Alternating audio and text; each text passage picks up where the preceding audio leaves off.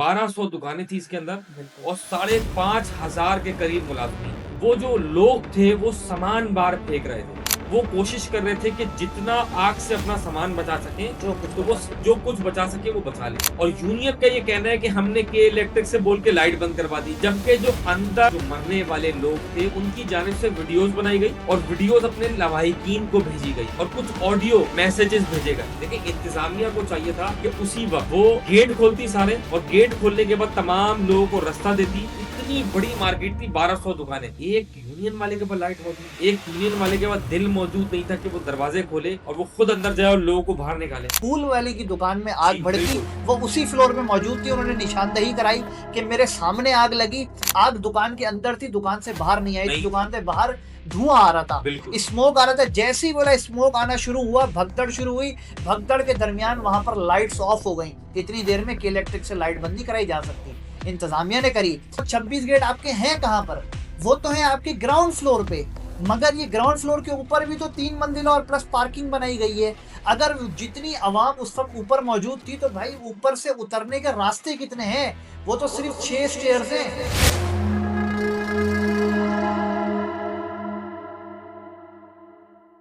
अस्सलाम वालेकुम नाज़रीन, वेलकम टू द पॉडकास्ट। मैं नज़र नवाब। आज हमारे साथ एक इंतहाई एक अहम मेहमान, एक अहम शख्सियत जो किसी तारुफ की मोहताज नहीं, सीनियर सहाफ़ी हैं, सैयद वजाद अली आब्दी साहब। हम अपने प्रोग्राम का आगाज़ करेंगे। अस्सलाम वालेकुम, कैसे हैं वजाद भाई? इस्लाम अल्लाह का शुक्र, आप बताएं, खैरियत से नजर? अल्हम्दुलिल्लाह ठीक ठाक, आप खैरियत से हैं? अल्हम्दुलिल्लाह। वजाद भाई, एक अहम इशू के लिए आज आपको मदऊ किया है। बहुत सारे सवालात हैं हमारे दिल में, हमारे दिमाग में, इस शहर कराची के आवाम के दिमाग दिलो दिमाग में सवालों के जवाब नहीं मिल रहे। आप माशाल्लाह सीनियर सहाफ़ी हैं, काफ़ी चीज़ों को बेहतर और अच्छे अंदाज़ से जानते हैं, समझते हैं, तजुर्बे के बिहाफ़ पर भी और अपनी मालूमात के हिसाब से भी। जो इदारों में आपकी अप्रोच अच्छी है माशाल्लाह, काफ़ी मालूमात आप इन चीज़ों पर रखते हैं। टॉपिक है मेरा गुल प्लाज़ा वाला सानिया, जो कि एक ना कराची का सानिया है, ना शहर का सानिया, ये एक कौमी सानिया है, जिसको कौमी सानिया का नाम तो नहीं दिया जा रहा, मगर ये किसी कौमी सानिया से कम नहीं है। सबसे पहला सवाल मैं आपसे ये करूँगा, जो अब तक हमारे दिलों में और दिमाग में ये सवाल है, ये आग लगी है या लगाई गई है? नजर, सबसे पहले हमें बात शुरू करनी चाहिए कि वाकया कब हुआ, जी, कैसे हुआ जी। और क्यों हुआ। आप मौके पे माशाल्लाह वक़्त पे पहुँचे भी थे। देखिए, ये वाकया हुआ हफ्ते के रोज, जी, और हफ्ते के रोज ये वाकया हुआ 10:26 में। ठीक है।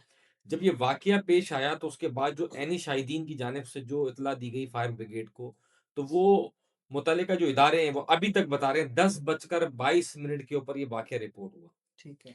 जब फायर ब्रिगेड अपने हेडक्वार्टर से निकली, फायर ब्रिगेड कम से कम कोई मेरे ख्याल से 2 या 3 मिनट की ड्राइव पर मौजूद है। बिल्कुल। ज़्यादा दूर नहीं है, 2 नहीं, या 3 मिनट की ड्राइव पर। बोल्टन मार्केट पर है। बट फायर ब्रिगेड को वहाँ पहुँचने में टाइम लगा, जी, और ये आग देखते ही देखते फर्स्ट फ्लोर से सेकंड और थर्ड फ्लोर और उसने पूरी बिल्डिंग को लपेट में ले लिया। बिल्कुल। जब फायर ब्रिगेड वहाँ पहुँची तो फायर ब्रिगेड ने रेस्क्यू का अमल शुरू किया, पानी डालना शुरू किया, बुझाने की कोशिश की, मगर वो नहीं कर पाई, क्योंकि जो दुकानदार थे, 1200 दुकानें थी इसके अंदर बिल्कुल। और 5,500 के करीब मुलाजमीन थे।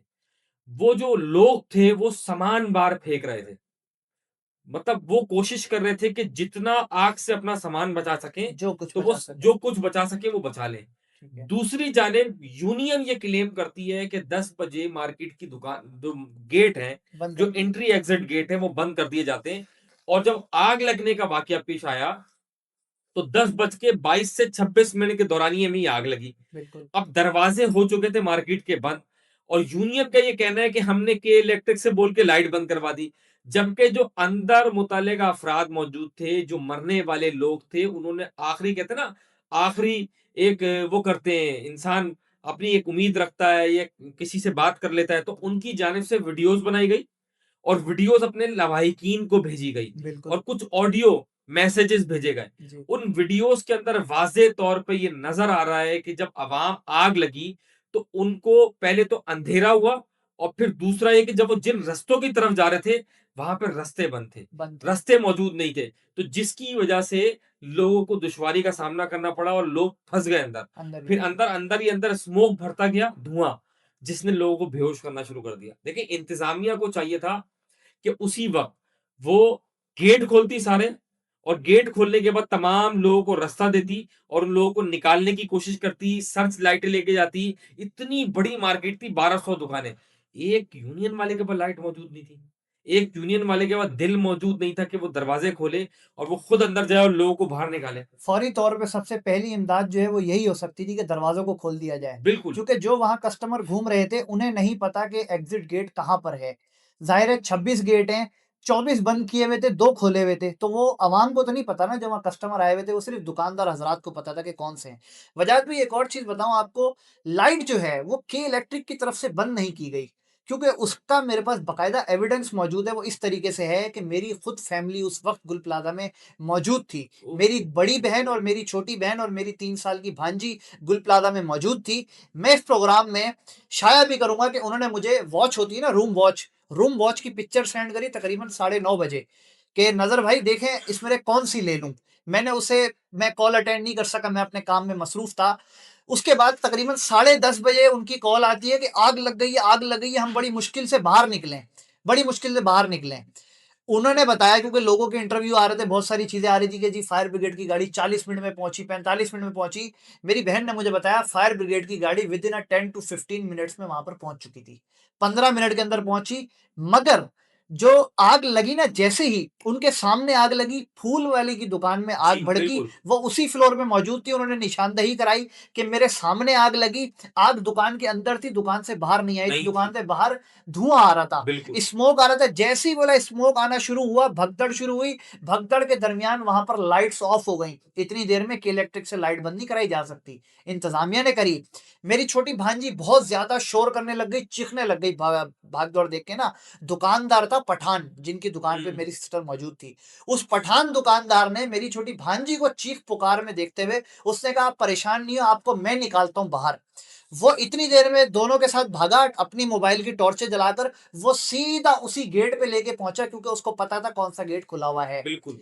वो दुकानदार ही जानता था। अगर दुकानदार उस गेट पे ना लेके जाता तो या शायद ये भी बाकी अवाम की तरह भटक रहे होते कि हमें निकलना कहाँ से है। मगर दुकानदार की मेहरबानी है कि उन्होंने इनको सही गेट तक पहुँचाया और दोनों बआसानी निकलने में कामयाब हो गए। तो इन्होंने अंदर का पूरा हमें जो है अहवाल बताया। हाल-अहवाल सब बताया कि अंदर कितनी बेशुमार ख़वातीन और हज़रात मौजूद थे, जिनको गेट नहीं मिल रहा था, जो ढूँढ रहे थे। इसी में 15-20 मिनट लगे। वजाहत भाई मेरा सवाल ये है, ये इंतज़ामिया के ऊपर बहुत बड़ा सवालिया निशान है कि जब आपके 26 गेट थे, वो 26 गेट आपके हैं कहाँ पर? वो तो हैं आपके ग्राउंड फ्लोर पे, मगर ये ग्राउंड फ्लोर के ऊपर भी तो 3 मंजिला और प्लस पार्किंग बनाई गई है।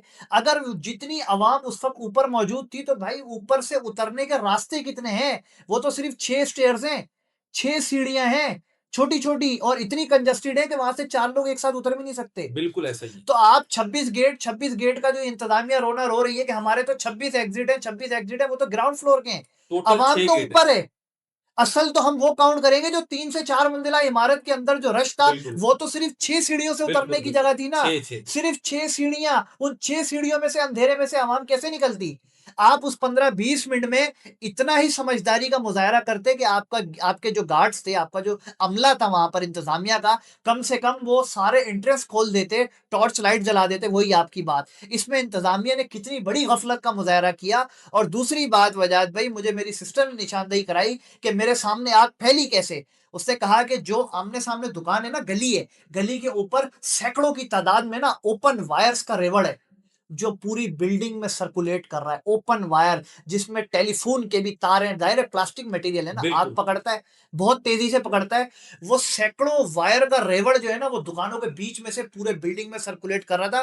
बोला आग ने सबसे पहले पकड़ा ही वायर, और वो वायर से फैलती हुई पूरी बिल्डिंग में गई है। क्योंकि वो जो वायर का रेवड़ था ना, वो उसी से आग फैलती-फैलती दुकानों के अंदर भी जाती रही और पूरे फ्लोर पे और ऐसे पूरी बिल्डिंग में फैली है। तो इसमें सबसे बड़ी गफ़लत मैं समझता हूँ, जो इंतज़ामिया को छुपाया जा रहा है, दबाया जा रहा है, इंतज़ामिया इसमें मुकम्मल शामिल है इस सानिए के अंदर। और ये जुडिशल इंक्वायरी तो देखिए हो नहीं रही। इसके बारे में आप क्या तासुर देंगे? और इतनी बड़ी गफ़लत पर अब तक इंतज़ामिया के ऊपर उँगलियाँ क्यों नहीं उठाई जा रही हुकूमत की तरफ से? देखिए, नज़र मसला पता है क्या है?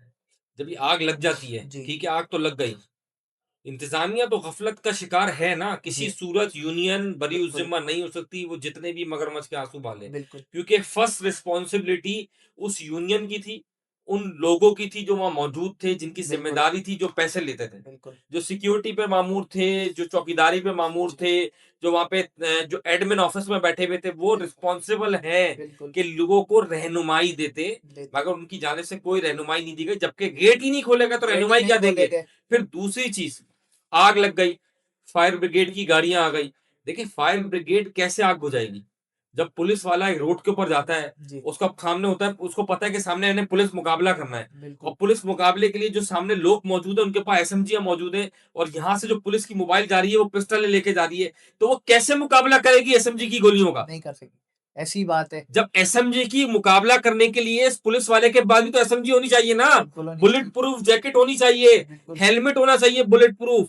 तो ये तमाम मसला गैजेट्स है, होने चाहिए। ये मसला है केएमसी की फायर ब्रिगेड तो वहां पहुंच गई थी आग जी। बुझाने।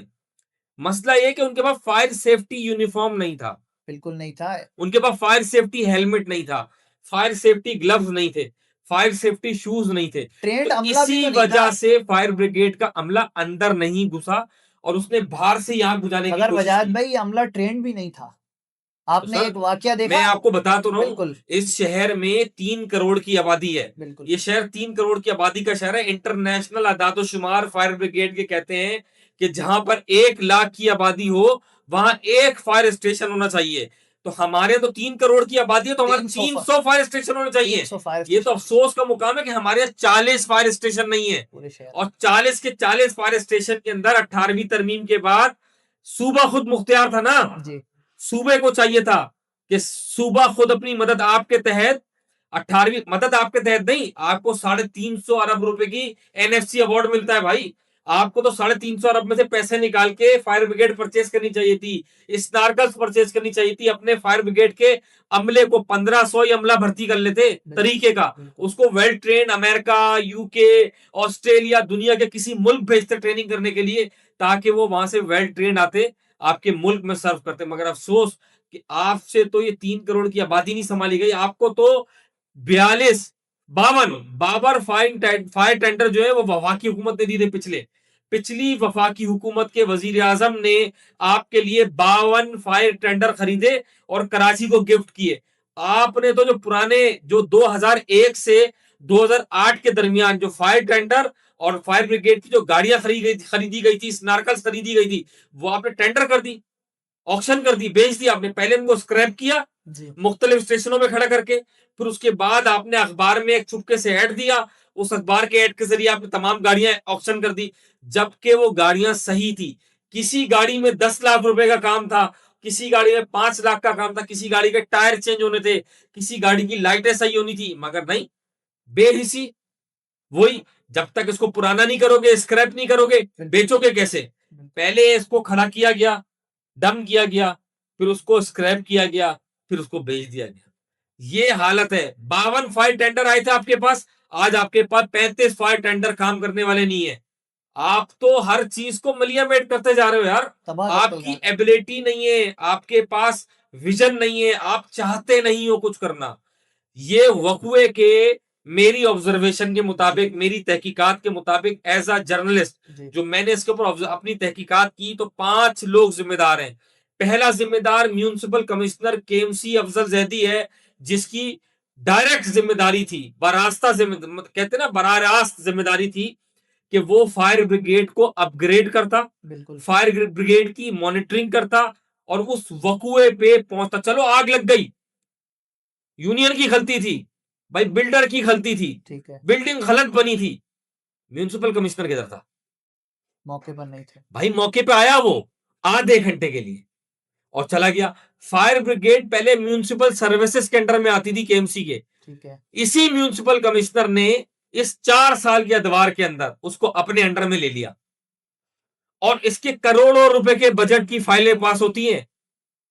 कौन सवाल करेगा ये कि वो कहां गए करोड़ों रुपए? हर साल करोड़ों रुपए इसकी बजट की फाइलें पास होती हैं फायर ब्रिगेड की, कोई पूछने वाला नहीं है। और हालत ये है, रात में आधे घंटे बैठा और वो वहां से फरार हो गया। उसके बाद आज 9वां दिन है, 9 दिन हो चुके, 224 घंटे गुजर चुके, रेस्क्यू का अमल अभी भी जारी है। अफजल जैदी कहीं नजर नहीं आ रहा। वो भी म्युनिसिपल क्या कमिश्नर। वो भी और डीसी का बयान है अफसोस कि के टनल साथ बंद हो जाएगा, सील कर दिया जाएगा। अफसोस के साथ कहना पड़ता है कि अफजल जैदी को एक रोज कबल सीट से हटा दिया गया। बिल्कुल ऐसा ही है। मेरा ये मुतालबा है एज अ जर्नलिस्ट कि अफजल जैदी के ऊपर एफआईआर दर्ज होनी चाहिए।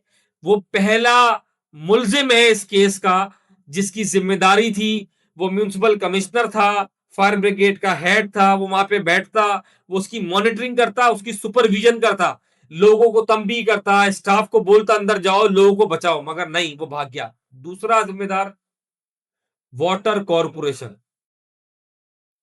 सीएम सिंध ने हंगामी सूरत-ए-हाल नाफिज कर दी थी शहर में। बिल्कुल, आग को तीसरे दर्जे की आग डिक्लेयर कर दिया गया था। बिल्कुल। तो वाटर कॉरपोरेशन को जिम्मेदारी दी गई कि फौरी तौर पर तमाम हाइड्रेंट्स पे हंगामी सूरत-ए-हाल नाफिज करो।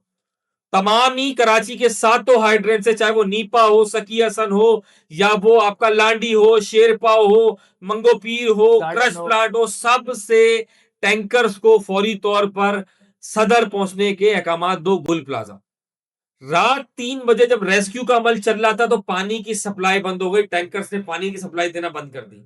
अब ये हुकाम कहते हैं कि वो ट्रैफिक में फंस गए।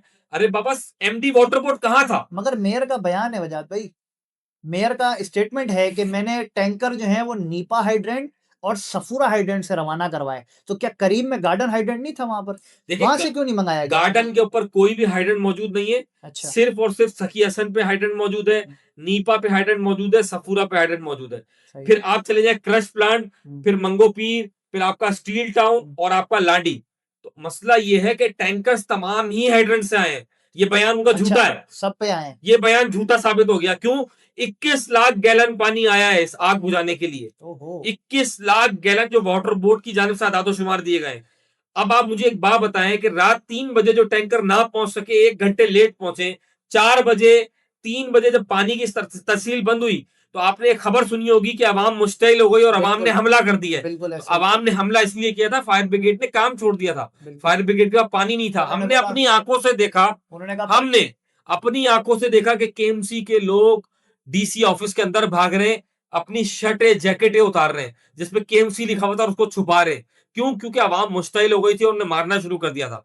जिसके बाद रेंजर्स का भारी नफरी वहां पर पहुंची और रेंजर्स की जानिब से आवाम को मुश्तइल आवाम को मुंतशिर किया, वहां से पीछे धकेला और 4 बजे एक बार फिर टैंकर की आमद शुरू हो गई और 4 बजे रेस्क्यू का अमल दोबारा शुरू हुआ। जब रेस्क्यू का अमल शुरू हुआ तो उनकी जाग से दोबारा पानी देना शुरू किया, मगर सवाल यह पैदा होता है कि हंगामी सूरत हाल थी, बिल्कुल, तीसरे दर्जे की आग थी, तीसरे दर्जे की। वाटर कॉरपोरेशन के सातों हाइड्रेंट से पानी आ रहा था, एमडी वाटर बोर्ड कहां था?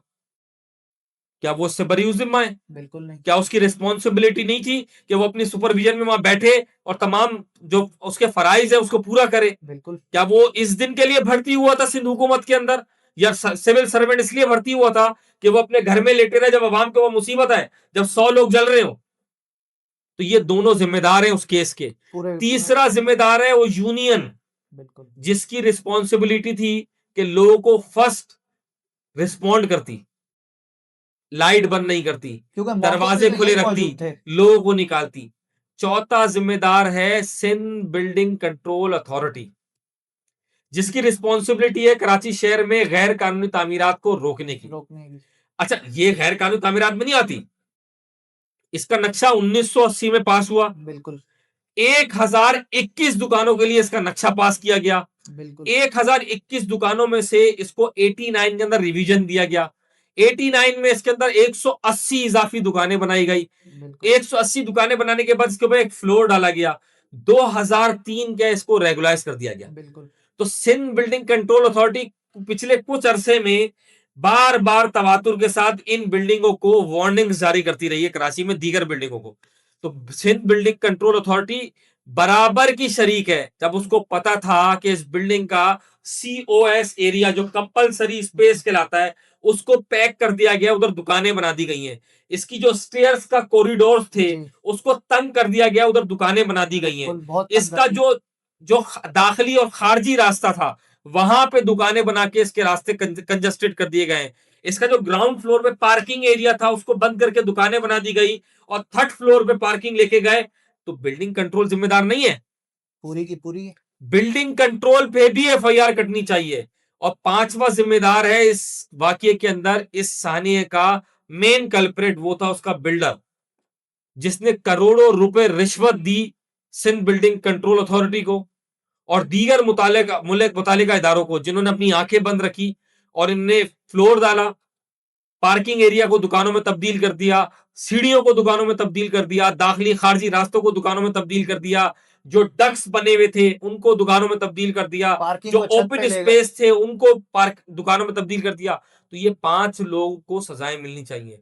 100 के करीब लोग अभी भी नजर मिसिंग है। जो हुकूमत की जानिब से आदादो-शुमार दिए जा रहे हैं वो 85 लोगों के दिए जा रहे वो हैं अभी भी जो उन्होंने मिसिंग है, वो अभी भी 79 कर दिया उन्होंने। जबकि 73 लोगों की लाशें बरामद हुई हैं, जो ये बिल्कुल। क्लेम कर रही है हुकूमत सिंध का इदारा डिप्टी कमिश्नर हाउस बिल्कुल। के 73 लोगों की बॉडियां निकाल ली। तो नजर मेरा इसके ऊपर एक सवाल है, जी। कैसे निकाल ली 73 लोगों की लाशें? अभी जो बीच में 2 दिन पहले खबर चली कि एक रूम से 30 लाशें 30 बरामद हुई, लाशें बरामद तो हुई। नजर मैं वहां मौजूद था, ठीक है। मैंने देखा, मैंने अपनी इन गुनाहगार आंखों से देखा कि 30 लाशें नहीं थी नजर, वो छोटे छोटे प्यालों के अंदर हड्डियां निकाली जा रही थी। हड्डियां निकाल के, जिस्म नहीं मौजूद वहां पे इंसान का, इंसान तो बचा ही नहीं, बचे इंसान की हड्डियां भी गल गई। वो इतनी ज्यादा बुरीदा हो चुकी हड्डियां कि उनका डीएनए भी नहीं कर पा रही नहीं किया हुकूमत जा रहा। सेहत। वो पाउडर हो रही हैं। अब आप मुझे बताएं कैसे आप क्लेम कर रहे हैं कि हमने 73 लोगों की बॉडी रिकवर कर ली? काउंट ही नहीं हो सकती ना। कैसे कैसे? जब जाहिर आप सी बात है। डीएनए नहीं कर पा रहे, बिल्कुल। उन हड्डियों को काउंट नहीं कर पा रहे, ये साबित नहीं कर पा रहे कि हड्डियां बच्चों की हैं, बड़ों की बड़ों हैं, की हैं। खवातीन की हैं, मर्दों की हैं, तो ये तो कयामत सुगरा तो उन लोगों के गुजरी ना नजर, जिनके लोग, जिनके बिल्कुल। प्यारे मर गए। बिल्कुल। उनके लिए तो ये गुल प्लाजा नहीं है, उनके लिए गुल कब्रिस्तान है ये। गुल कब्रिस्तान ये ही होगा। तारीख साज वाकया याद रहेगा दुनिया में कि ये एक ऐसा वाकया पेश आया था पाकिस्तान के शहर कराची में कि एक बिल्डिंग जली, सिर्फ बिल्डिंग नहीं जली, उसमें 100 के करीब लोग भी जले। सिर्फ लोग नहीं जले, लोगों की बाकियात भी जल गई, बाकियात भी जल गई, हड्डियां लोग भी सफे राख लग हस्ती गई। से मिट गए इस बिल्डिंग के अंदर। तो मेरा ये मानना है ये गुल प्लाजा नहीं, ये गुल कब्रिस्तान बन चुका है। और मुझे ये लगता है, मुझे इस बात का यकीन है अपने परवरदिगार पे कि उसके यहाँ देर है अंधेर नहीं है, मुकाफात अमल जरूर होगा। बिल्कुल। अगर जो लोग इसमें ख्वाब देख रहे हैं बिल्डिंग बनाने का, जो लोग इसमें मुलविस हैं और वो समझते हैं कि वो बच जाएंगे, नजर बचेगा कोई भी नहीं। आज मैं और आप बैठ के तमाशा देख रहे हैं ना, आज मैं और आप बैठे हुए यहाँ पे गम का मुजाहरा कर रहे हैं, जी। इजहार कर रहे हैं, हम उनके साथ इजहार यकजहती कर रहे हैं और सियासतदान मुजाहरा कर दिखा रहे हैं, बेहिस्सी का मुजाहरा कर रहे हैं। तो ये याद रखिएगा एक वक्त आएगा कि हम वहां बैठे हुए होंगे, वो यहाँ बैठे हुए होंगे और वो रो रहे होंगे। बिल्कुल।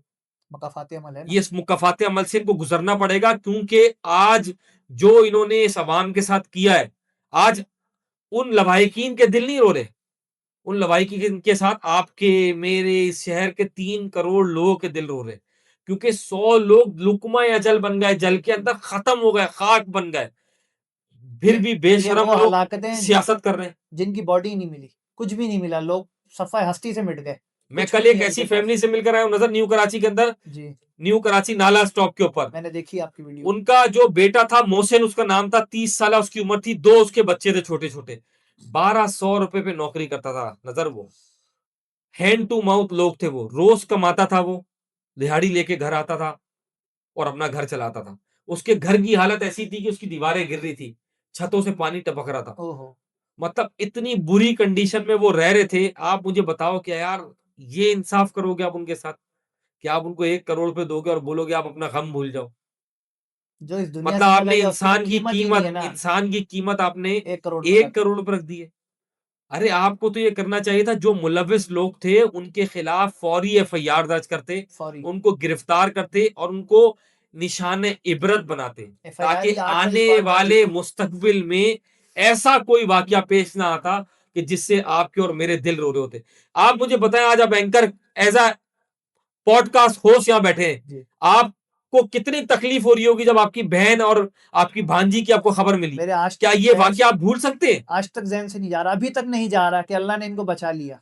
आप बिल्कुल भूल नहीं जा सकते, रहा, नहीं भूल सकते ना। बिल्कुल भी नहीं। जब आपके बहन और भांजे अल्लाह ताला उनको जिंदगी दे, वो बच गए, तो यार जिनके लोग मर गए उनका क्या? वो भूल जाएंगे? कभी वो नहीं। जब एम जिना रोड से गुजरेंगे, क्या गुल प्लाजा उनको नजर नहीं आएगा? बिल्कुल क्या आएगा। वो जगह उनको याद नहीं आएगी कि उनके प्यारे 10 दिन तक जलते रहे अंदर? उसी वाक़ये में चले आएँगे वो दोबारा से। जब भी देखेंगे। ये जुल्म कराची के साथ क्यों नजर? ये आप कभी कराची वाले पानी की वजह से मर जाते हैं, पानी में डूबने की वजह से। बिल्कुल, कभी कराची वाले गटर में गिरने की वजह से मर जाते हैं। कभी कराची वाले नाले में गिर के मर जाते हैं। कभी कराची वालों को स्नैचिंग में मार दिया जाता है। कभी कराची वालों को डकैती में मार दिया जाता है। करना क्या चाह रहे हैं यार? एक कच्चे का, वो कहते हैं ना, कच्चे के डाकू या पक्के के डाकू। अरे बाबा, आपने कच्चे और पक्के को बिल्कुल बराबर कर दिया है। ये शहर ना पक्के में है ना कच्चे में है, ये सब बराबर हो चुका है। सब बराबर। आपने सिंध को यकसर एक जैसा कर दिया, एक जैसा। हम बचपन में पढ़ा करते थे मोहनजोदड़ो की हिस्ट्री, बिल्कुल, 1 क्लास में। मैं मोहनजोदड़ो की हिस्ट्री की अदब से उसकी इज्जत करता हूं, एहतराम करता हूं उस तहजीब का। मैं उसके खिलाफ नहीं हूं, मगर मुझे दुख होता है कि हम जो सिविलाइजेशन के दौर को पढ़ते थे कि मोहनजोदड़ो की तहजीब है, सिंध की तहजीब है, 5,500 साल पुरानी पत्थरों की तहजीब। आज क्या कर रहे हैं आप? इस सिंध को, इस शहर को, जो कॉस्मोपॉलिटन सिटी था यार, बिल्कुल, आप उसको मोहनजोदड़ो की तहजीब में लेके चले गए, लेके नहीं जा रहे। लेके आज चले गए। आपने शहर को मोहनजोदड़ो की 5,000 साल पुरानी तहजीब की सिंदरी बना दी है यार। जो हम सिंदरियों में देखा करते जी, थे, बचपन में पढ़ा करते थे, आज आपने तहरीरों में, आज आपने कॉलमों में मोहनजोदड़ो डिक्लेयर कर दिया। इसको कैसे पीछे भागोगे? ये कराची शहर वो शहर है जो 79% वफाक को कमा के देता है भाई, बिल्कुल, इस मुल्क को चलाता है। सबसे और ज़्यादा रेवेन्यू। 90% इस सूबे को देता है, इस सूबे को। बिल्कुल, इस शहर को क्या मिलता है? लाशें, मगर इस मौत, शहर का होगा गटर। क्या वजाहत भई, होगा क्या? अब तक मैं देख रहा हूँ जितनी सियासी पार्टियाँ हैं वो एक-दूसरे के ऊपर तनकीद कर रही हैं। किसने इस शहर के लिए अच्छा किया है? किसने किया मैं है? तो आपको बोल रहा हूं नजर, इस शहर के साथ 18 साल इस पे पाकिस्तान पीपल्स पार्टी को हो गए इक़्तिदार में, यहाँ पर हुकूमत कर रही है, कुछ नहीं किया। उससे पहले आप गुज़िश्ता 35 बरस ले लें, 35 बरस में पीटीआई रही है, जमात इस्लामी रही है, एमकेएम रही है। शहर कराची को दिया क्या है किसी ने? कुछ भी नहीं दिया, कुछ भी नहीं दिया। नजर तो आप इस शहर का कौन वारिस है फिर नजर आखिरकार? आप ये देखें कि एक वाकया हो गया, आपके शहर में 100 लोग मर गए, बिल्कुल, जल के मर गए। जल के मर गए। हंस के नहीं मरे, अपनी जी, मौत आप नहीं मरे। हादसाती मौत नहीं है ये। कौमी सानिया ये। ये सानिया है, आपने मारा है इनको। बिल्कुल, कत्ल है ये, कत्ल। इक़दाम कत्ल है, बिल्कुल। इस कत्ल में आप शामिल थे और आप क्या कर रहे हो इंक्वायरी कमेटियों में?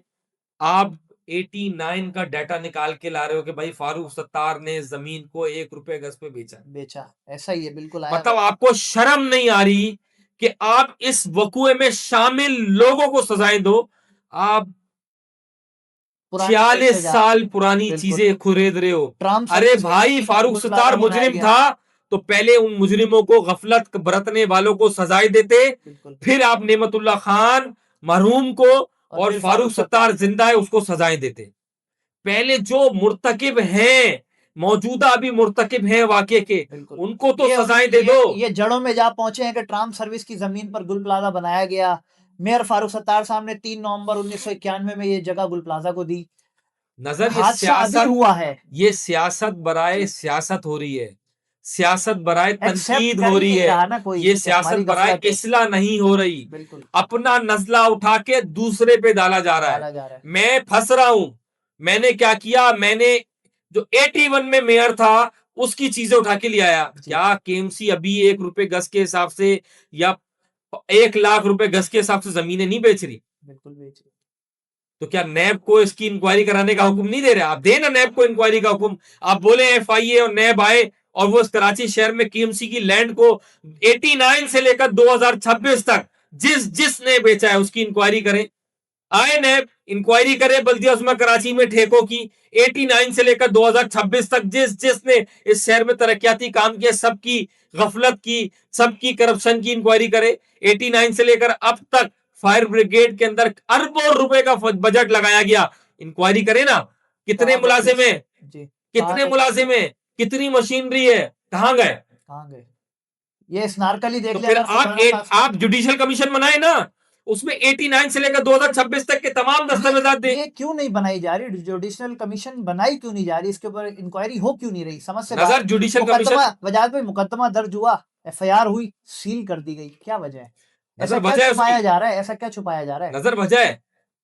ये पाकिस्तान के शहर कराची का एक वाहिद ऐसा वाकया है जिसको आपने छुपाने की पूरी कोशिश की, इसको दबाने की पूरी कोशिश की, मगर आप जैसे, मुझ जैसे कुछ सोशल मीडिया एक्टिविस्ट कुछ सहाफी वर्कर्स, कुछ जर्नलिस्टों ने इस वाक्य को इतना उठाया, इसको छुपने नहीं दिया, सच बयान किया, बिल्कुल, सियासतदानों को आईना दिखाया।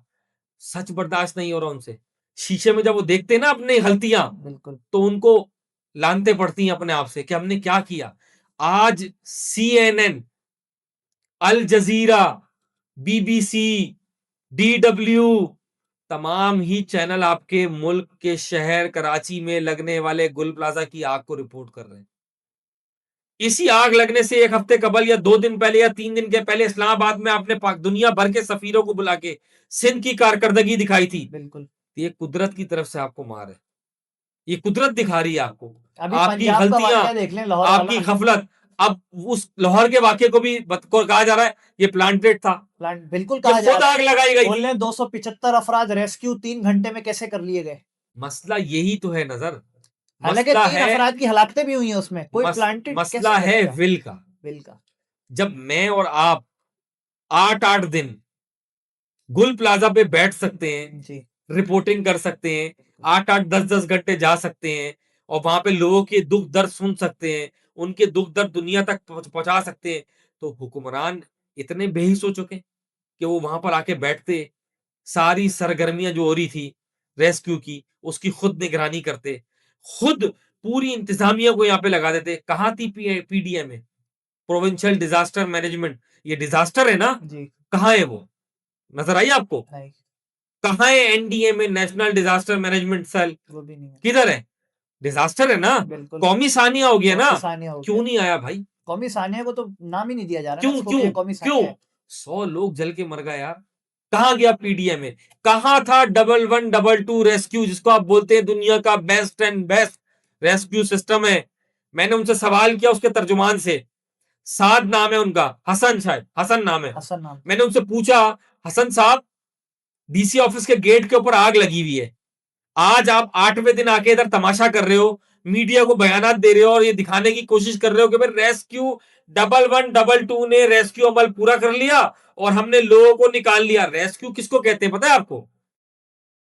रेस्क्यू के अमल किसको कहते हैं? मट्टी उठाने को रेस्क्यू कहते हैं, नहीं। मलबा उठाने को रेस्क्यू कहते हैं, बिल्कुल। पानी डालने को रेस्क्यू कहते हैं? रेस्क्यू कहते हैं किसी को बचाने को। बिल्कुल। तो लानत है आपके ऊपर, आपने किस बात का रेस्क्यू किया लोगों को? आप तो बैठे हुए तमाशा देख रहे थे, बिल्कुल। आपने कुछ किया ही नहीं। मैंने उनसे पूछा, आप अपना फायर ड्रेस ले आओ, आपके पास फायर ड्रेस है? बोले बिल्कुल है, हम उस दिन पहने हुए थे। मैंने बोला भाई मैंने तो नहीं देखा यार, अगर अभी फायर ड्रेस है तो ले आओ, अभी चेक करते हैं। DC ऑफिस के ऊपर 2 पुलिस वाले डब्बे में आग लगा के लगे बैठे हुए, जी, जी। उस ड्रेस को पहन के आओ, चेक करते हैं इस ड्रेस के ऊपर आग लगती है नहीं लगती, जिस ताकि पता तो चले कि भाई रेस्क्यू 1122 की कारकर्दगी क्या है। बिल्कुल। वो दावा तो करते रहे मगर मेरे साथ गए नहीं, भाग गए वहां से, राय फरार अख्तियार कर ली उन्होंने। उनके पास इक्विपमेंट्स ही नहीं थे, गैजेट्स ही नहीं थे, कुछ भी नहीं था। तो सर इसका जिम्मेदार कौन है? ज़ाहिर सी बात है, हमारी इंतज़ामिया है, हमारे लोग हैं, हमारी सिंध हुकूमत है और जितने इनके आला ये जितने इदारे हैं, ये सब मुलविस हैं। आपकी बात बिल्कुल वजह है कि इस FIR में सबको नामज़द किया जाए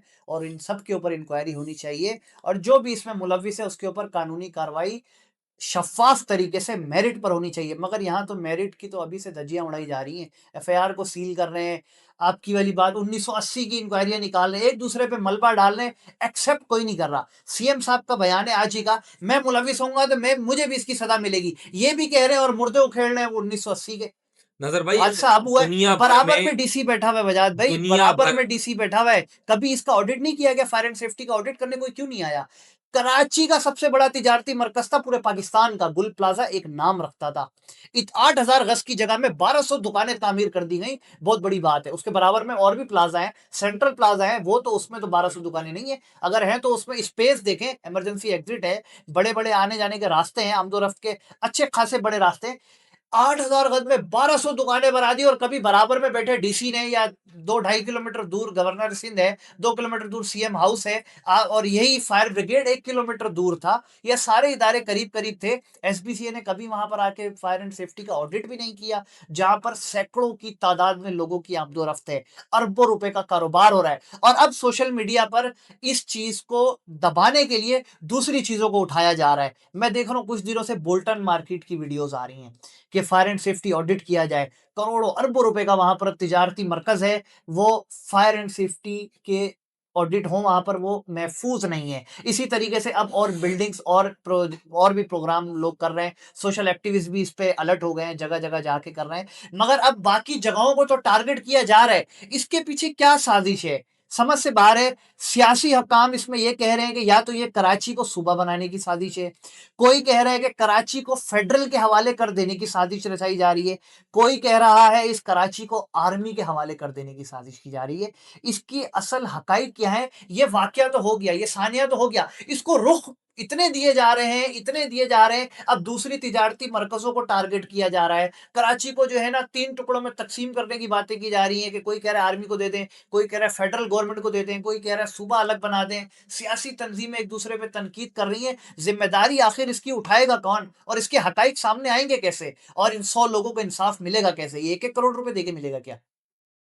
इसके बारे में क्या कहेंगे आप? और ये जो इन्होंने कारोबारी शख्सियात के लिए ऐलान किया है, देखें 1200 दुकानें थी।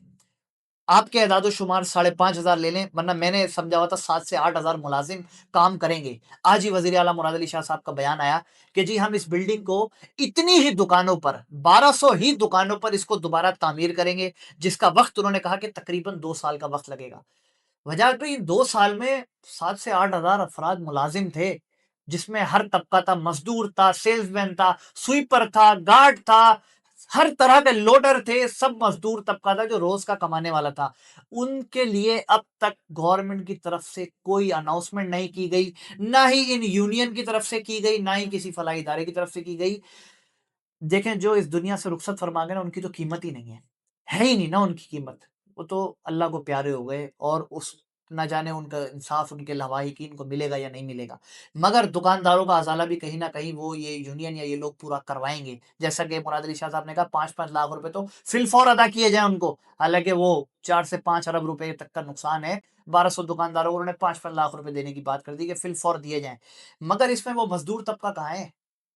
उनको क्यों नहीं देखा जा रहा? उन मज़दूर तबके की आवाज़ उठेगी या वो दबा दी गई है? या मज़दूरों के लिए कोई नहीं बोलेगा? मैंने कोई सहाफ़ी नहीं देखा जिन्होंने उस मज़दूरों के लिए आवाज़ उठाई हो। कोई चैनल पे नहीं देखा, कोई सोशल एक्टिविस्ट नहीं देखा, कोई हुकूमती इदारा नहीं देखा, जिन्होंने इस मज़दूर तबके के लिए आवाज़ उठाई हो। वजाहत भाई आप इनके ऊपर रिक्वेस्ट है मेरी आपसे, सीनियर सहाफ़ी हैं, इस मज़दूरों के लिए भी आवाज़ बुलंद करें। इसके लिए भी कुछ हुकूमत को पैगाम दें कि इन मज़दूरों के लिए भी तो कोई लाएअमल बनाएँ। इनका क्या होगा? इनका रोज़ी-रोज़गार का क्या होगा? क्या ये भूख से मर जाएँगे? इन मज़दूरों के लिए भी तो कुछ आवाज़ बुलंद करें, इनके लिए नज़र कुछ भाई मैं लाएअमल आपको बनाएँ। आपने बात की, पहले तो मैं आपके सवाल पे बात करता हूँ कि आपने बात की साज़िश। साज़िश। देखें, ना आप रियासत हैं, बिल्कुल, ना मैं रियासत हूँ। बिल्कुल, ना आप सरकार है, ना मैं सरकार हूँ। बिल्कुल, आप जर्नलिस्ट हैं, मैं भी जर्नलिस्ट हूँ। बिल्कुल, हमारा काम है वक़ुए को रिपोर्ट करना। बिल्कुल। बीइंग अ जर्नलिस्ट मेरा काम है इन्वेस्टिगेट करना कि कौन ज़िम्मेदार है। कौन ज़िम्मेदार है? हमने जो इन्वेस्टिगेट किया उसके मुताबिक 5 लोग ज़िम्मेदार हैं ठीक है, और उनको सज़ाएँ मिलनी चाहिए, उनको एफआईआर में शामिल करना चाहिए। जितने भी लवाहिकीन हैं, मेरी तो उनसे भी अपील है कि वो भी अपनी मुद्दईयत में एफआईआर कराएँ। बिल्कुल। सरकार ज़रिए जो एफआईआर हुई है, जिसको इन्होंने डंप कर दिया है, सील करके छुपाया है, जी, वो इसलिए छुपाया है क्योंकि ये अब तय कर रहे हैं बंद कमरों में कि किसको ज़िम्मेदार ठहराएँ, किसको बचाएँ, किसके ऊपर डालें, किसको निकालें। तो ये तय किया जाए, बार्गेनिंग हो रही है, बार्गेनिंग बे बंद कमरों में, लाज़िम हो रही होगी ठीक ना, है? तभी तो तो छुपाया ये गया है। इसीलिए एफआईआर छुपाई गई है। तो मेरा ये मानना है कि अगर सरकारी डाटा के मुताबिक 85 लोग हलाक हुए हैं, मिसिंग हैं, तो 85 एफआईआर तो करो ना भाई। बिल्कुल, जिनके सबकी प्यारे अपनी-अपनी मरे हैं, मुद्दईयत में हो, मरे नहीं हैं, मारे मारे गए गए हैं, हैं, बिल्कुल। उसकी कत्ल की एफआईआर तो इक़दाम-ए-क़त्ल करो। में हो, इक़दाम बिल्कुल। कत्ल में उनकी तो एफआईआर करो। गुमशुदगी में ही कर दहशतगर्दी ले, गुमशुदगी में ही दहशतगर्दी कर की ले। एफआईआर लगा के, बिल्कुल, दफ़ाएँ लगा के एफआईआर तो करो। फिर रही बात साज़िश की, देखिए साज़िश उधर होती है, जो छुप के हो रही हो। ठीक है, ये तो बिल्कुल ओपन सामने वाक़या है यार, एक्सपोज़ हो चुका है। गफ़लत, साज़िश नहीं, गफ़लत। गफ़लत एक्सपोज़ हो चुकी है। आप इतनी गफ़लत में हो, इतनी बेशर्मी की नींद सो रहे हो कि आपको समझ ही नहीं आ रहा आप मतलब अंधे हो गए हो यार। आप अभी भी फिर वो एक अल्लाह ताला कहता है ना कि मैंने इनके दिलों पर मोहर लगा दी है। तो इनका हिसाब भी वही है। ये इतने गुनाहगार हो चुके हैं, इतने ज़ालिम हो चुके हैं, इतने फ़ाशिस्ट हो चुके हैं कि इनको दिख के भी नहीं दिख रहा कि यार ये साज़िश थोड़ी है। ये तो आपकी गफ़लत की भेंट चढ़ गए वो लोग। बिल्कुल, अगर आप 18 साल के अंदर फायर ब्रिगेड को अपग्रेड करते, उनकी ट्रेनिंग करते, उनको इस काबिल बनाते, तो शायद ये आपको साज़िश नहीं लगती। क्यों? क्योंकि आपने 18 साल में फायर ब्रिगेड की गाड़ियां नहीं खरीदी, 18 साल में फायर ब्रिगेड के लोग भर्ती नहीं किए, 18 साल में आपने फायर ब्रिगेड को कभी दुनिया के किसी मुल्क नहीं भेजा ट्रेनिंग के लिए, 18 साल में आपने इंटरनेशनल आदादोशुमार के मुताबिक 300 फायर स्टेशन नहीं बनाए। कैसी साजिश भाई? 18 साल हो गए, बिल्कुल। इस शहर को लोग मुतालबा कर रहे हैं, सियासी जमातें नहीं कर रही, लोग मुतालबा कर रहे हैं। लोग मुतालबा कर रहे हैं कि अब फेडरल के हवाले किया जाए। 18वीं तरमीम इसीलिए पास कराई गई थी ताकि एनएफसी के जरिए जो 350 अरब आपको मिलते हैं वो आपके नीचे जाए। प्रोविंशियल एनएफसी जो आपको नेशनल जो फंड है आपको जो मिल रहा था वो आपको नीचे तक मिले, पीएसपी तक, प्रोविंशियल फंड तक, नीचे डोर स्टेप पे यूनियन काउंसिल एक काउंसलर तक, ताकि लास्ट यूजर नीचे तक मिले। नीचे जो आपके डोर स्टेप के ऊपर काम हो सके, जैसे 2000 के अंदर हुआ, बिल्कुल। मुशर्रफ दौर के अंदर बिल्कुल। आपका एक काउंसलर बाइख्तियार था, आपका चेयरमैन बाइख्तियार था, उसके बाद पैसे होते थे करोड़ों रुपए, आपका जो नाजिम था वो नेमतुल्लाह खान का अच्छा दौर गुजरा, मुस्तफा कमाल का अच्छा दौर गुजरा, उसने डेवलप किया शहर को यार। बिल्कुल। आपका सियासी इख्तिलाफ कुछ भी हो, कुछ भी हो। आपके सियासी अज़ाइम कुछ भी हो, हमें उससे कोई कंसर्न नहीं है भाई। बीइंग अ जर्नलिस्ट मैं वो बात करूंगा जो मुझे दिखेगा, बिल्कुल। मैं वो बात करूंगा जो मैं डॉक्यूमेंट देखूंगा, मैं वो चीज दिखाऊंगा जो एविडेंस होगी। मेरी बायसनेस किसी से नहीं है, मेरी फेवरेटिज्म किसी से नहीं है, कोई साजिश नहीं है नजर भाई। ये सियासी लोग सिर्फ मामले को दबाने के लिए एक दूसरे पर सियासी तनकीद कर रहे हैं और साजिश का इल्जाम लगा के इदारों को इन्वेस्टिगेशन से रोकने की कोशिश है। मेरी ये गुजारिश है, बीइंग अ जर्नलिस्ट, मैंने इस कराची शहर में सर्व किया है, मैं जर्नलिज्म करता आ रहा हूं, मैं वकुओं को रिपोर्ट करता आ रहा हूं और इन चीजों का खुद शिकार हुआ हूं। बिल्कुल।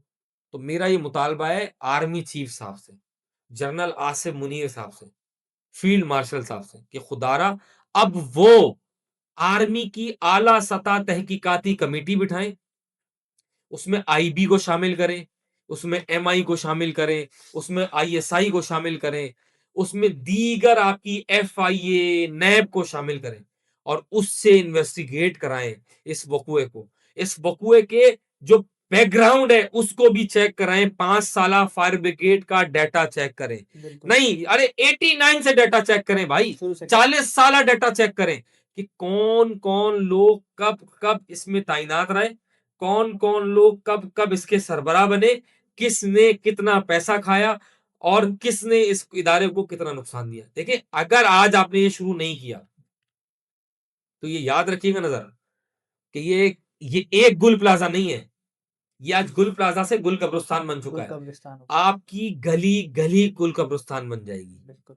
आपके रोडों पे हर जगह गुल कब्रिस्तान मौजूद है, हर इलाके में गुल कब्रिस्तान मौजूद है। तो ये याद रखिएगा कि आज आपने इसको एग्जाम्पल नहीं बनाया, इन लोगों को कैफर किरदार तक नहीं पहुंचाया, इनके खिलाफ तहकीकात नहीं की, तो ये शहर इसी तरीके से जलेगा, ये शहर के लोग इसी तरीके से मरेंगे। और रही बात तीसरी, आपने बोला मुलाजमीन की, जो 5,000 5,500 के करीब मुलाजमीन है, तो इसके ऊपर भी मैंने सियासी लोगों को और इख्तिदार में बैठे हुए लोगों को जगाने की कोशिश की है। मैंने ये डिस्कशन की है कहीं पे बैठ के कि भाई वहां पे काम करने वाले जो 5,500 के करीब मुलाजमीन है उसको कैसे कंपनसेट करोगे। अभी तो वो लोग कंपनसेट होना रहते हैं जिनकी एंट्रियां मौजूद नहीं है। बिल्कुल। अभी तो कराची के मुतालिका मुख्तलिफ थानों के अंदर मिसिंग रिपोर्ट हो रही है। एंट्री पर आऊंगा बजाज भाई, एंट्री पर आऊंगा। मैंने डीसी साहब का बयान देखा जिसपे वो कह रहे हैं कि आज हमारा सर्चिंग ऑपरेशन जो है वो कंप्लीट कर दिया जाएगा और कल गुल प्लाजा को सील कर दिया जाएगा। तो मतलब जो अफराद गुमशुदगी में रह गए उनके लवाहिकीन सिर्फ मुंतज़िर ही रह जाएंगे। ये अमल खत्म हो चुका फिर। नजर ये मैं आपको क्या बोल रहा हूँ, थोड़ी देर पहले मैंने आपको क्या बोला कि ये जो गुल प्लाजा है ना, यही ये आने कब्रिस्तान वाले है। दिनों में मुझे गुल कब्रिस्तान बनता हुआ दिख रहा है। कि देखिए जिनके प्यारे यहाँ पे जल के मर गए उनको उनकी लाशें नहीं दी गई, नहीं दी गई उनकी और ऑपरेशन भी बाकियात कल मौजूद खत्म कर नहीं है। दिया जाएगा। जब आप कल ऑपरेशन खत्म कर दोगे तो उनके सील कर प्यारे के देंगे। घर जाके चुप के बैठ अभी जाएंगे। तक तो उम्मीद लगा के बैठे हुए हैं ना, मतलब अभी तक बैठे हुए हैं और कल जब ये सील कर दिया जाएगा तो उम्मीद खत्म। सर यहीं पे सब कब्रें बन खत्म। रही होंगी, इसी गुल प्लाजा के अंदर कब्रें बनेंगी, इसी गुल प्लाजा के ऊपर उनके लवाहिकीन जाके बैठेंगे और अपनी कब्रें बना के यहीं पे फातिहा खानी कर रहे होंगे। ये मैं आपको आपको फ्यूचर की बातें बता रहा हूँ जो हो सकता है। ये बिल्कुल, मेरी ऑब्जर्वेशन है क्योंकि मैं लवाहिकीन से मिला हूँ। बिल्कुल मैंने मैंने देखा है उनका आपकी कर्म वीडियो। देखा है, उनकी परेशानी देखी है 9 दिनों में। वो शदीद गम और गुस्से के अंदर है। वो बर्दाश्त कर रहे हैं। आप उनको ताकत के ज़रिए बर्दाश्त करा रहे हो, डरा रहे हो डंडे से, उनको मार रहे हो जब वो वहाँ पे आते हैं, उनको धमकाते हो, बिल्कुल, उनको भगाते हो। अरे भाई! वो कोई चोरी करने आ रहे हैं, वो कोई पैसा माँगने आ रहे हैं, वो अपने प्यारों की लाशें लेने आ रहे हैं, लाशें लेने वो आ रहे अपने हैं। प्यारों की हड्डियाँ, वो अपने प्यारों की जो बाकियात भी माँगने आ रहे हैं, बाक़ियात हैं उसी के ताकि लिए। वो आखिरी बहैसियत मुसलमान रस्म और जो रसूमात हैं उसको अदा कर सकें, नमाज़े बिल्कुल। जनाज़ा कर सकें, तदफ़ीन कर सकें। मगर अफ़सोस कि कराची वाले अभी तक इंतज़ार कर रहे हैं कि उनको कब लाशें मिलेंगी इनकी। एक आखिरी बात करूँगा वजाद भाई आपसे, सीएम साहब का बयान देखा मैंने। यही फायर ब्रिगेड को दुरुस्त करने के बजाय, इसी इदारे को बेहतर करने के बजाय, इस पर तवज्जो देने के बजाय, आज वो अपने स्टेटमेंट में कहते हैं कि शहर कराची में तकरीबन कोई 2300 या 2400 उन्होंने एदाद-ओ-शुमार दिया है, जिसकी लिस्टें तैयार की हैं कि कराची के अंदर ये बिल्डिंग्स, ये प्रोजेक्ट्स मौजूद हैं, जिनका फायर एंड सेफ्टी ऑडिट्स किया जाए, जिसकी उन्होंने लेटर और लिस्टें तैयार करके डिपार्टमेंट्स को अरसाल कर दी हैं। ये इतनी वर्किंग इन्होंने फायर एंड सेफ्टी ऑडिट्स कराने पे तो तवज्जो दे दी। यही अगर फायर ब्रिगेड पे ही दे रहे थे, इस इदारे पे दे रहे थे कि कल को ऐसा कोई हादसा रोनुमा ना हो। अगर खुदा ना ख़ास्ता होता है, तो कम से कम पर उस पे अच्छे से एफर्ट करके उसको रेस्क्यू किया जाए, उस हादसे से लोगों को बचाया जा सके। उन्होंने लिस्टें तैयार करा के फायर एंड सेफ्टी ऑडिट के जो है अहकामात जारी कर दिए। मकसद है कि ये बटन भी अवाम पर ही आ गया। इदारा कुछ नहीं करेगा, अपने इदारे को बेहतर नहीं किया जाएगा। मेरे घर में अगर कोई हादसा होगा तो मुझे ही फिर बटन डालकर मुझे ही बोला जाएगा अपने घर के अंदर सारी चीज़ें खुद ही आप तैयार करो। मतलब हुकूमत का कोई किरदार नहीं रहा फिर। उन्होंने ये भी टोटल लोगों पे ही बटन डाल दिया इस चीज़ का कि आप इदारों को कह दिया ऑडिट करें, ऑडिट किया जाएगा, चीज़ें पूरी करवाई जाएँगी, वो भी पता नहीं पूरी होती भी हैं या नहीं। कह तो दिया इन्होंने लिस्टें तैयार कर ली, कोई 2300 या 2400 उन्होंने एदाद-ओ-शुमार दिया है। उस पे अभी इनका फायर एंड सेफ्टी ऑडिट के अहकामात इन्होंने जारी कर दिए हैं। मकसद ये है कि इदारा यहीं रह जाएगा जहाँ है, इसके ऊपर तवज्जो नहीं दी जाएगी। मैं सिर्फ़ नज़र इस बात के ऊपर एक शेर बोलूँगा कि मैं किसके हाथों पे अपना लहू तलाश करूँ। सारी सिंध हुकूमत ने पहने हुए हैं दस्ताने। जी हाँ, क्योंकि ये जो सिंध हुकूमत है ना, इसका एक महकमा है सिंध बिल्डिंग कंट्रोल अथॉरिटी, जी, जिसकी जानिब से ये लिस्टें फ़राहम की गई हैं। पिछले 4 दिन से सिंध बिल्डिंग कंट्रोल अथॉरिटी अपने आप को बचाने के लिए वो लिस्टें तैयार कर रहा है जो उन्होंने नक्शे पास किए हैं। बिल्कुल ऐसा ही खुद है, ही गैर कानूनी तामीरात करवाते हैं, टोटल। नक्शे पास करते हैं, उसमें वायलेशन करवाते हैं रिश्वत के एवज़ और आज उन्हीं लिस्टों को उठा के सीएम साहब को पेश कर दी ताकि अपनी गर्दन बचा सके। और बचाने मैंने की आपको क्या कोशिश है, बोला कि हर बंदा बंद कमरों में मगरमच्छ के आँसू बहा रहा रो है रहा है और बंद और कमरों में मेडिसिन कोशिश चलती कर है। रहा है, वो बार्गेनिंग कर रहा है बंद कमरों के अंदर कि किसी तरीके से उसको बचा लिया जाए। वाटर बोर्ड के हुक्काम को भी बचाने के लिए उनसे रिपोर्ट माँगी गई है। ये मैं आपको आज बता रहा हूँ, आज अच्छा, ही वाटर बोर्ड हुक्काम से भी रिपोर्ट माँगी गई है कि रिपोर्ट पेश करो। अरे भाई, मुझे एक बात बताओ, जो ज़िम्मेदार है, वो ही रिपोर्ट बना रहा है, जो ज़िम्मेदार है, वो ही रिपोर्ट कलेक्ट कर रहा है। जो ज़िम्मेदार है वही रिपोर्ट मुर्तब करके फाइनल करेगा। और जो ज़िम्मेदार है उन्हीं की मुद्दइयत में जो है मैंने क्या बोला? मुकदमे मैं किसके हाथों पे अपना लहू तलाश करूँ? सारी ही सिंध हुकूमत ने पहने हुए हैं दस्ताने। पूरी सिंध हुकूमत मुलव्वस है इस वाक़ये के अंदर। इसकी इंक्वायरी पाकिस्तान आर्मी की आईएसआई, एमआई, आईबी, नैब, एफआईए इनके ज़रिए होनी चाहिए ताकि शफ़ाफ़ इंक्वायरी हो सके। वो कहते हैं 2 फ़रीक़ैन में जब लड़ाई होती है ना, जी, मेरी और आपकी लड़ाई होगी, तो मैं और आप बैठ के सुलह नहीं कर सकते। क्यों? क्योंकि मेरी अगर आपकी लेन-देन का या किसी चीज़ का मामला है तो कोई बिल्कुल। तीसरा बैठता है, तीसरा शख्स तीसरा आता है, फ़रीक बैठता है और वो हम दोनों के मामला तय कराता है तय और कराता वो गवाह बनता है। तो सर ये मामला ऐसा है यहाँ पे लवाहिकीन और रियासत के दरमियान गवर्नमेंट के दरमियान है। बिल्कुल, मसला है। मसला है। लवाहिकीन इनकी रिपोर्ट को मानना ही नहीं चाहते। क्यों? क्योंकि उनको सबको पता है। वो कहते हैं ना, हाकिम भी हमारा है, तो लिखने वाला भी हमारा है, अदालत भी हमारी है, पुलिस भी हमारी है। सब तो वो खुद ही जो अपने चाहेंगे वो लिखेंगे, सारी चीज़ों को तो जो अपने हाथ में चाहेंगे रखना है। वो होगा, जिसको चाहेंगे उसको गिरफ्तार करेंगे। बिल्कुल। बिल्कुल वजाहत भाई, बस आपकी वो ये वाक़या में आर्मी चीफ़ साहब की डिमांड जो है वो बड़ी बेहतर है। वही इसको शफ़ाफ़ और निहायत ही बेहतर तरीके से इसको सरअंजाम दे सकते हैं। तो हमारी भी अपील यही रहेगी, इंशाअल्लाह हमारे इस पॉडकास्ट में नज़र नवाब में फिर हाज़िर होंगे और इसी तरह हमारे सीनियर सहाफ़ी जनाब वजाद आबदी साहब से दोबारा इंशाअल्लाह मुलाकात होगी इसी पॉडकास्ट में, फिर किसी इश्यू पर।